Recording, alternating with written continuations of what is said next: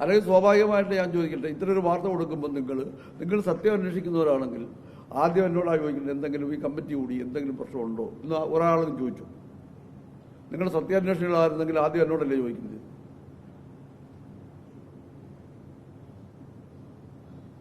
അതിനെന്താ നിങ്ങൾക്ക് മറുപടി?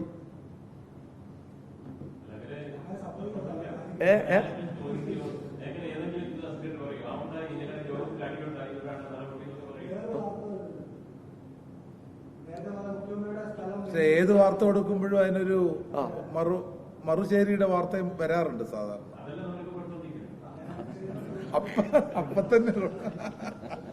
അപ്പൊ തന്നെ കൊടുക്കും. അതിനിടയിൽ ഒരു വാചകമെങ്കിലും കൊടുക്കും.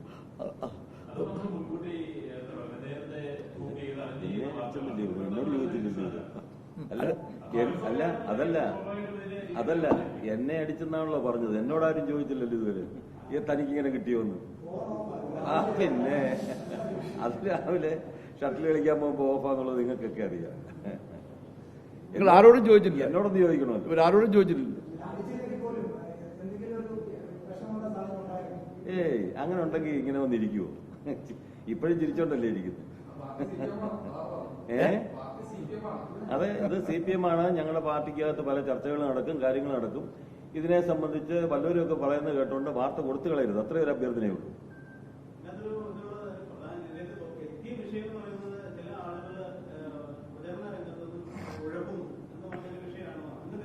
ഒന്നുമില്ല.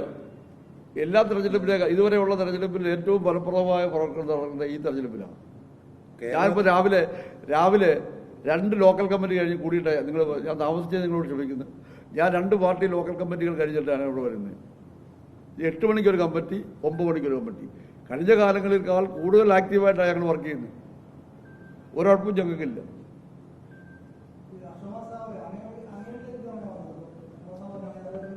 അല്ലാതെ എനിക്കറിയില്ല, അത് സൃഷ്ടിച്ചവർക്കല്ല അറിയത്തുള്ളൂ.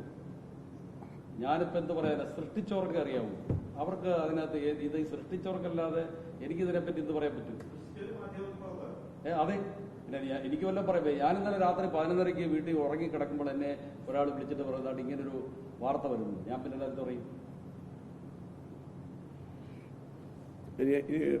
നമുക്ക് ഈ പ്രാവശ്യം ഇത്രയും മതി. ഇനി നമുക്ക് തന്നെ ഏതാ ഇനിയും കൂടുതൽ വല്ലതുകൊണ്ട് അങ്ങോട്ട് അറിയിക്കാം. അതല്ല പറഞ്ഞ ഈ പ്രാവശ്യത്തെ ഈ തെരഞ്ഞെടുപ്പിന്റെ മാക്സിമമായി നമുക്ക് ഈ പ്രാവശ്യത്തിലല്ല. സർവേ ഒന്ന് വന്നു കഴിഞ്ഞു. അതിലൂടെ ഒരു സർവേ വന്നായിരുന്നു. അതാ ഞാൻ പറഞ്ഞത്, ഇനിയും ഇതിനേക്കാൾ വലുത് വല്ലതും ഉണ്ടാകണേ. അത് സാരമില്ല. സ്വാഭാവികമായിട്ട് പ്രതീക്ഷിച്ചാണ്. ഞങ്ങൾ നല്ലോണം പ്രതീക്ഷിച്ചില്ല.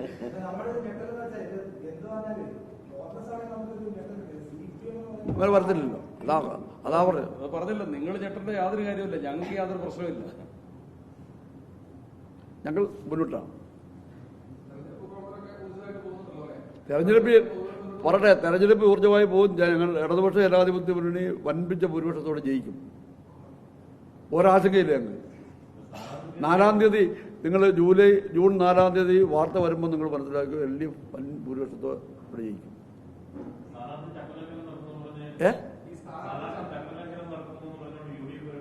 UDFകാർക്ക് എന്തും പറയുന്നത്.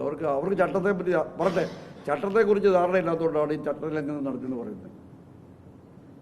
എടാ സ്ഥാനാർത്ഥി പോകുന്ന വഴിക്ക് ആരെങ്കിലും 10 പേര് സ്ഥാനാർത്ഥി എവിടെ ആയാലും സ്ഥാനാർത്ഥി പോയി കാണത്തില്ല. എവിടെ നിൽക്കുന്നതിന് കല്യാണ വീട്ടിലോ മരണ വീട്ടിലോ പോകുന്ന വഴിയിലെല്ലാം കാണുന്ന ആളുകളെ കയറി കാണും. അത് സ്ഥാനാർത്ഥിയുടെ ജോലിയാണ്. അത് തന്നെയല്ല, സ്ഥാനാർത്ഥി ആയില്ലല്ലോ.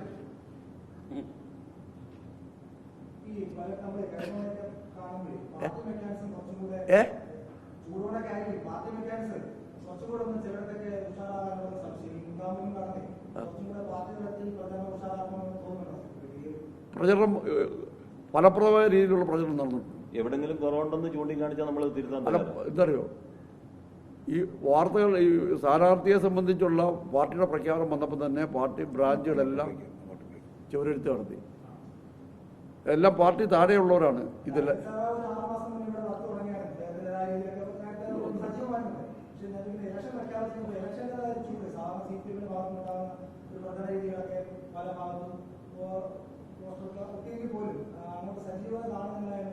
ഇപ്പം പാർട്ടി കമ്മിറ്റികളെല്ലാം സജീവമായിക്കൊണ്ടിരിക്കുന്നു. അവിടെ അത്ര വെളിയിൽ നിങ്ങൾക്ക് കാണാൻ പോകുന്നത്. വെളിയിൽ കാണാൻ തോന്നിയാൽ ഇപ്പം നിങ്ങൾ 30-ാം തീയതി മുതൽ MA സഭ വരുന്നുണ്ട്. അവിടെ യോഗം തുടങ്ങും, പൊതുയോഗങ്ങൾ ആരംഭിക്കും. അന്നേരം ഞങ്ങളെ ബൂത്ത് അടിസ്ഥാന ഞങ്ങളുടെ മേഖലാ പ്രകടനങ്ങൾ വരുന്നു, സ്വീകരണം വരുന്നു. കാണാനുള്ളതൊക്കെ ഇപ്പം ഞങ്ങൾ ഇന്നിപ്പം രാവിലെ ഞാൻ പോയി ലോക്കൽ കമ്മിറ്റി കൂടി, നിങ്ങൾക്ക് കാണാൻ പറ്റുമോ? ഞങ്ങൾ പോയി ഞങ്ങളുടെ പാർട്ടി കമ്മിറ്റിയെ സജീവമാക്കുന്നതെന്നും മറ്റ് സ്ഥാനാർത്ഥികളുടെ പോസ്റ്ററും ബോർഡും വരുന്നതിന് മുമ്പ് തോമസ് ഐസക്കിന്റെ ബോർഡും പോസ്റ്ററും നിറഞ്ഞു കഴിഞ്ഞു.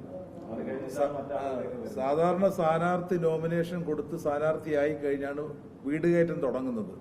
ഞങ്ങളിപ്പോൾ സ്ഥാനാർത്ഥി ആവുന്നതിന് മുമ്പ് തന്നെ ഞങ്ങളിപ്പോൾ 2 റൗണ്ട് വീട് കയറ്റം പൂർത്തിയാക്കി കഴിഞ്ഞു. ചരിത്രത്തിൽ ആദ്യമായിട്ടാണ് ഇത്രയും ചോരെഴുത്തും ഇത്രയും ബോർഡും ഈ നോമിനേഷൻ കൊടുക്കുന്നതിന് മുമ്പ് തന്നെ വന്നിട്ടുള്ളത്. സ്റ്റേറ്റിൽ തന്നെ ഏറ്റവും മികച്ച പ്രവർത്തനം നടത്തുന്ന ഒരു ഇലക്ഷൻ കമ്മിറ്റി സംവിധാനമാണ് ഈ ജില്ലയിൽ ഇപ്പോൾ പ്രവർത്തിക്കുന്നത്. ഇപ്രാവശ്യം പിന്നെ കോൺഗ്രസും BJPയും ഇടതുപക്ഷ ജനാധിപത്യ മുന്നണിക്ക് അതിന്റെ അനുഭാവികൾ വോട്ട് ചെയ്യുമെന്നുള്ളതാണ്.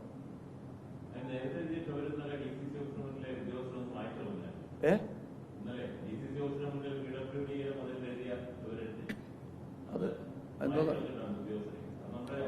ആരുടെയാണെന്ന് അറിയില്ല. പൊതുസ്ഥലത്ത് എഴുതാൻ പാടില്ലെന്ന് പറഞ്ഞിട്ടുണ്ട്. നമ്മൾ പറഞ്ഞിട്ടുണ്ട് പൊതുസ്ഥലങ്ങളിലൊന്നും. അപ്പോൾ അതെല്ലാം വസ്തുവിന്റെ ഉടമസ്ഥരുടെ കയ്യിൽ നിന്ന് പെർമിഷൻ വാങ്ങിച്ച ശേഷമേ സ്വകാര്യ വസ്തുവിലായാലും എഴുതാവുള്ളൂ തന്നെ പറഞ്ഞിരിക്കുന്നത്. എല്ലാവരും പറഞ്ഞിട്ടുണ്ട്.